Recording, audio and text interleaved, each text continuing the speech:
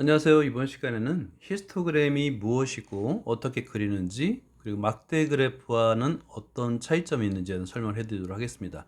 히스토그램을 공부할 때 막대 그래프와의 차이점만 이해하면 돼요. 그 점만 이해하면 여러분들이 히스토그램을 정확하게 더 볼 수 있습니다. 시작해 볼게요. 탐구해 봅시다를 보면 2010년도부터 2015년까지 6년 동안 우리나라의 합계 출산율을 조사했다고 합니다.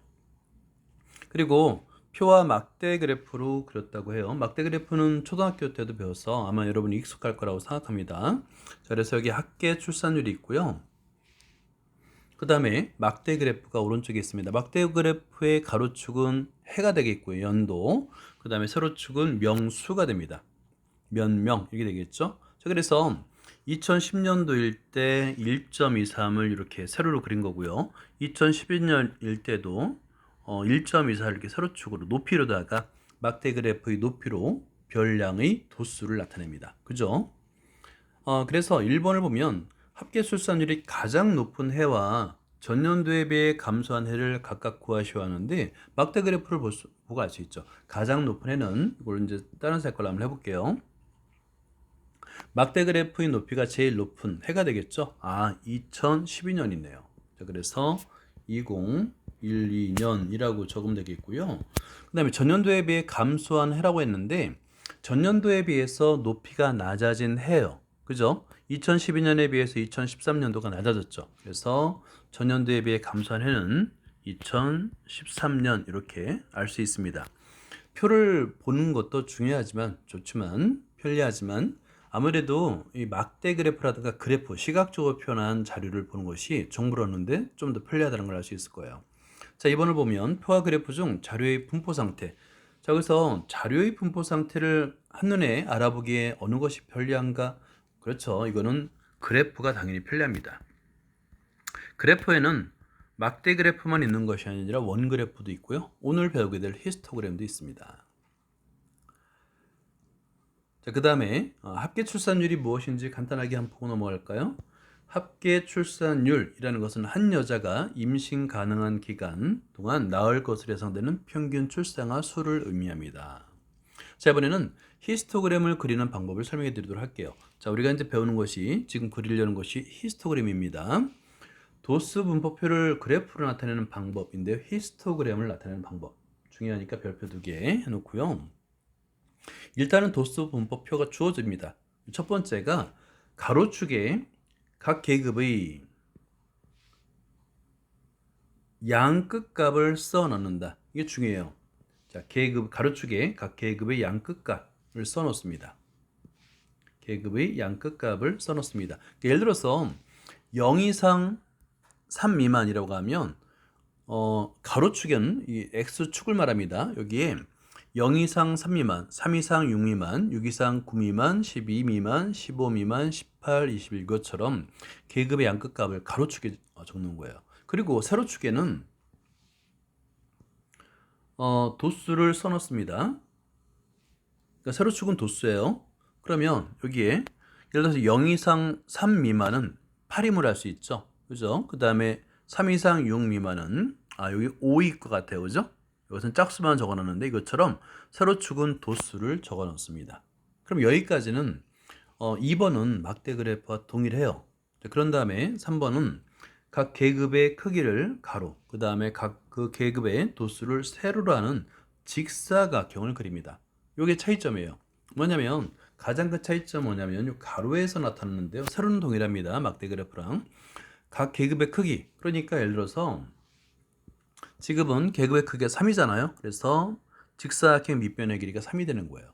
그러면 3 이상 6이면 어떻게 되겠어요? 붙겠죠? 그렇죠. 밑변이 서로 붙습니다. 이해되나요? 그래서 히스토그램은 막대 그래프의 차이점이 뭐냐면 이렇게 인접한 두 별량의 값이 서로 붙습니다. 붙어 있는 것이 차이점이 되는 거예요. 이유가 뭐라고요?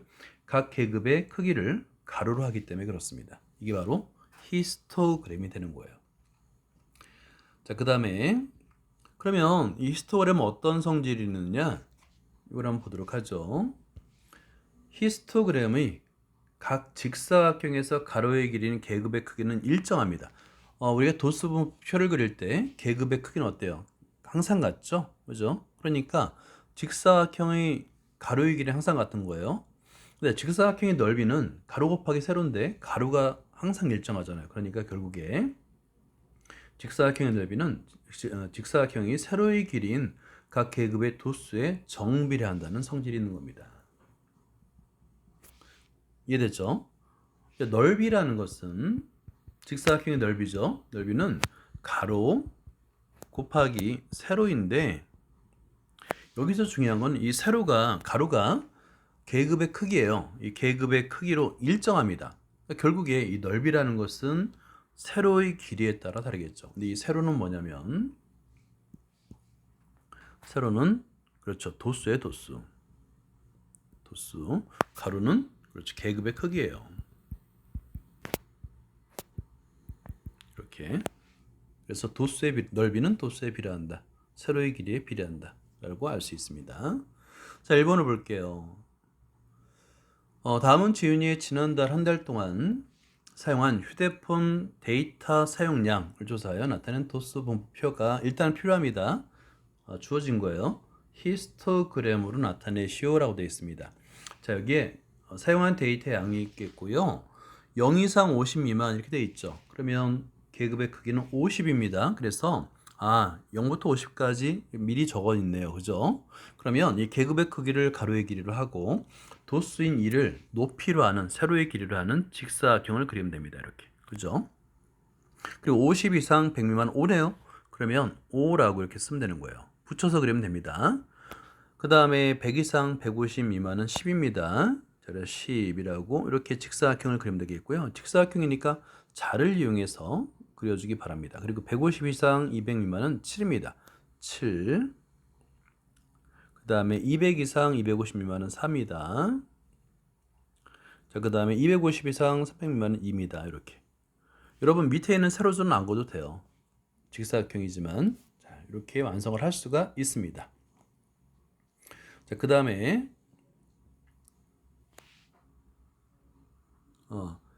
2번을 볼까요? 다음은 어느 해 해외에서 발생한 규모 5.0 이상의 지진 발생 횟수를 조사해 나타낸 히스토그램이다. 이 히스토그램을 먼저 주어졌네요.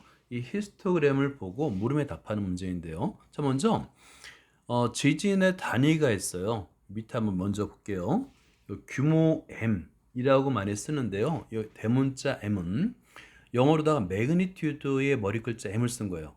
매그니튜드 뭐 발음하기 어렵잖아요. 그래서 그냥 그렇죠. 리터 또는 매그니튜드라고 하는데 그냥 M이라고 읽읍시다. M이라고.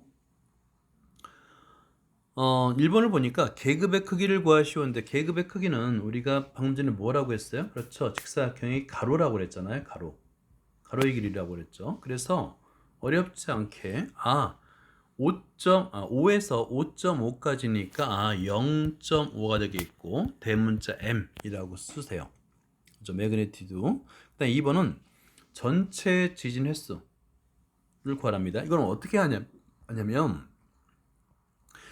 히스토그램에서 직사각형의 세로가 도수라고 그랬잖아요. 그래서 여기서 직접 쓰는 거예요. 10이라고 쓰겠고요. 그 다음에 25네요. 그 다음에 여기는 카운팅을 하면 됩니다. 15, 16, 17, 18. 18이네요. 그 다음에 이것도 10과 15 사이니까 11, 12, 13이네요. 그 다음에 10이 되겠고요. 그 다음에 3이 되겠고요. 그 다음에 1. 이렇게 미리 도수를 적어 놓으면 이 도수들을 합을 계산하면 되는 겁니다. 자, 그래서 발생횟수는 모두 더하니까 80회가 됩니다. 자, 그 다음에 도수가 가장 큰 계급인데요. 이거는 히스토그램에서 높이가 제일 높은 계급이 되겠죠. 보니까 5.5 이상 6 미만이 되겠네요. 그래서 계급을 구하시오라고 했으니까 여기다가 5.5 M 매그니튜드 이상이 되겠고요. 6 미만 6M이 되겠죠. 단위 M 매그니튜드 미만 이하라고 적으면 안 돼요. 미만이어야 됩니다. 미만이라고 적는 거예요. 자, 그 다음에 3번을 마지막을 볼까요? 4번 규모 7.2 매그니튜드 인 지진이 속하는 계급의 도수를 구하랍니다.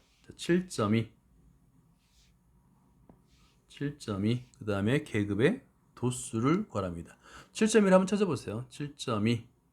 자, 그러면 7.2면 어떻게 해요?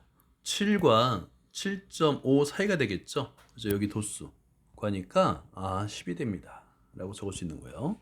10 또는 10회 라고 적으면 되는 거예요. 알 수 있겠죠?